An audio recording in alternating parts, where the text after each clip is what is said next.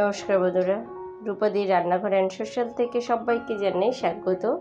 আশা করি আপনারা সবাই ভালো আছেন। বৈশাখের গরমে চলে আসুন রান্নাঘরে, দেখি কি বানাই। আজকে নিয়ে চলে এলাম ছানার পায়েস। সব সময় তরকারি একঘেয়েমির থেকে একটু বিকালের দিকে মিষ্টিমুখ হলে মন্দ হয় না। কম উপকরণ, কম সময়ে ঘরোয়া পদ্ধতিতে সব সুগার পেশেন্টরাও খেতে পারেন যদি চিনিটা আপনারা ছাড়া বানান। কম মিষ্টি দিয়ে বানিয়েছি, সবাই খেতে পারবে এমন একটা রেসিপি। তাহলে চলুন দেখে নিই। এখানে আমি ভিনিগার 4 চামচ কি 5 চামচ নিয়েছি, নিয়ে তার মধ্যে জল দিয়েছি, মিশিয়ে দিয়ে হাফ কাপ বানিয়ে নিলাম। এখানে হাফ লিটার ডাবল টোনের মিল্ক আমি বসিয়েছি, কারণ এখানে ছানাটা খুব ভালো হবে মোটা দুধ হলে। ফুটে গেছে, এবার আমি ভিনিগার আর জল মিশিয়ে রাখা জলটা অল্প অল্প করে দেব, দিয়ে ছানাটা আমি কেটে নেব। ভিনিগার দিয়ে কাটাতে পারেন, আবার লেবুর রস দিয়েও কাটানো যায়, আবার এখানে পাউডারও কিনতে পাওয়া যায় ছানা কাটানোর জন্য। যে যেরকমভাবে সহজ পদ্ধতিতে যেটা হয় সেটাই দেখিয়ে দিলাম। ভিনিগার তো সবার বাড়িতেই থাকে। এইভাবে আস্তে আস্তে দিতে হবে, তাহলে ছানার পরিমাণটা আমি দেখলাম ডাবল টোনের মিল্কে তা অনেকটাই পরিমাণে ছানা আমার হয়েছে, সেটা আপনারা দেখিয়ে দেব।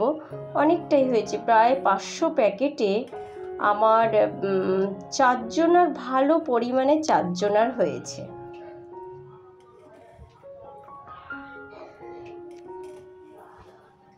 মোটামুটি দেখুন আমার এখানে একদম ফাইনালি কেটে গেছে।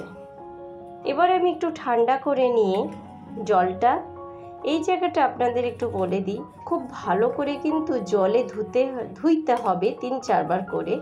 না হলে যদি আপনার ছানার মধ্যে টক ভাবটা থাকে, তাহলে যে দুধে দেবেন সে দুধটাও কেটে যেতে পারে। তো আমি এখানে একটু ধোয়াটাও দেখিয়ে দিলাম, যে ছাঁকনির মধ্যে দিয়ে আমি বেসিনের কলে একটু ধুয়ে নিয়েছি। চলে এলাম, একটা পাত্রে ঢেলে নিয়েছি। আর এখানে ছানার মধ্যে যে ডিম ভাবটা আছে না, এটা থাকলে হবে না, স্পুনের দ্বারা এটাকে একটু ভেঙে নিলে ভালো হয়। সমস্তটা ভেঙে নেবেন। ভেঙে নিয়েছি, সেটাই দেখিয়ে দিলাম।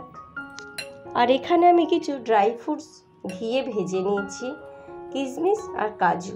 আপনাদের চয়েস মতো আপনারা ড্রাই ফ্রুটস ব্যবহার করতে পারেন।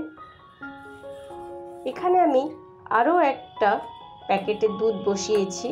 আমার 1 লিটার ডাবল টোনের মিল্ক ছিল, এটা আমার অনেকটাই ফুটে গেছে। আর এখানে পাউডার দুধ আমি এখানে 100 গ্রাম ব্যবহার করেছি, দুধটাকে আরেকটু ঘন করার জন্য। সবসময় একঘেয়েমি চালের পায়েস না খেয়ে মাঝে মধ্যে এরকমভাবে বানিয়ে দেবেন, বাচ্চাদেরও খুব ভালো লাগবে। আর এখানে আমি 2খানা এলাচ ফাটিয়ে দিলাম, আপনারা গুঁড়ো দিতে পারেন। দুধটা দেখুন ভালো ঘনত্ব এসে গেছে। আর এবারে ওই জল ঝারিয়ে রাখা ছানাটা আস্তে আস্তে করে দুধের মধ্যে মাখিয়ে দিতে হবে। সুজি আপনার লুচির সাথে, ফুলকো লুচি, রুটির সাথে খেতে খুবই ভালো লাগে। আর একটু ফ্রিজিং করে নেবেন, ব্যাস গরমের সময় দারুণ লাগবে আপনার এরকম একটা ডেজার্ট খেতে। তাহলে চলুন ভালো করে মাখিয়ে নিই। আর এখানে গ্যাসটা কমিয়ে রেখে আস্তে আস্তে করে মাখিয়ে নিতে হবে। আর আমি দেখিয়ে দিচ্ছি কেমনভাবে আপনারা পায়েসটা নামাবেন, বাচ্চাদের ভালো লাগবেই।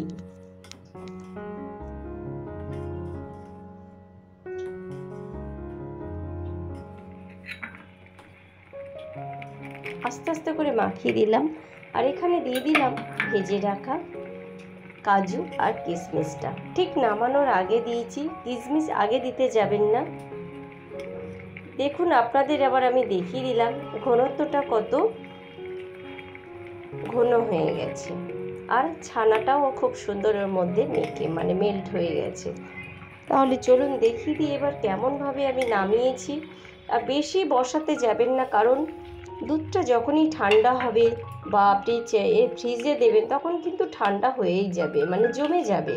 আর এখানে আমি খুব পরিমাণে চিনি দিলাম, কম পরিমাণে আর কি। এই 50 গ্রাম মতো আমি চিনি দিয়েছি। চিনিটা বেশি না খাওয়াই ভালো, কারণ এখন ছোটোদেরকেও ডক্টর বারণ করছেন চিনি খাবেন না, কিন্তু মিষ্টি জিনিসে একটু তো দিতে হবে। তবে আমার পরিমাণ খুব কম ছিল মিষ্টির। দেখুন এরকম থকথকে হবে। আমি ফ্রিজিং করে নামিয়েছি, বের করলাম, আধা ঘন্টা ফ্রিজে ছিল, তারপরেই আমি বের করে এনেছি। খুবই সুন্দর হয়েছিল, আপনারাও বানিয়ে নিতে পারেন। আর আমার অসংখ্য ধন্যবাদ আমার পুরাতন বন্ধুরা, আমার সঙ্গে যারা আছেন সবাই আমাকে সাপোর্ট করেন। আর যারা যাতায়াতের পথে নতুন বন্ধুদের কাছে যদি আমার এই রেসিপিটা পৌঁছে যায় তাহলে দেখুন আর সাবস্ক্রাইব করে আমার সাথে থাকবেন। দেখা হবে নতুন ভিডিওতে। সবাই ভালো থাকবেন।